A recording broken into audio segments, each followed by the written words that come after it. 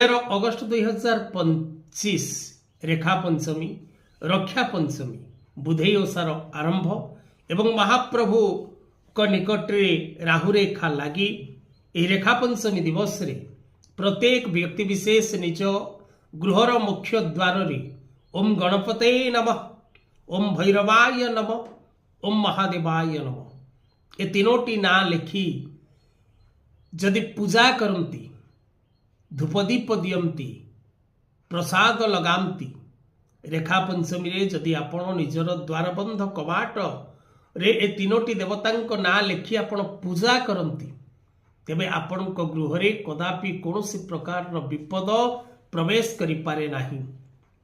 ଏହି ଦିବସରେ ବିଶେଷ କରି ଘଣ୍ଟାକର୍ଣ୍ଣଙ୍କର ମଧ୍ୟ ପୂଜା କରାଯାଏ।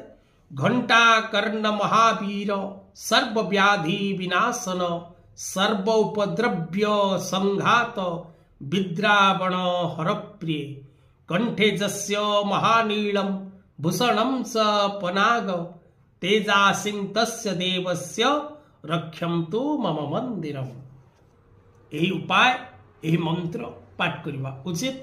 କବାଟ ପୂଜା କରନ୍ତୁ ଏବଂ ସମସ୍ତ ପ୍ରକାର ବିପଦରୁ ମୁକ୍ତି ପାଆନ୍ତୁ।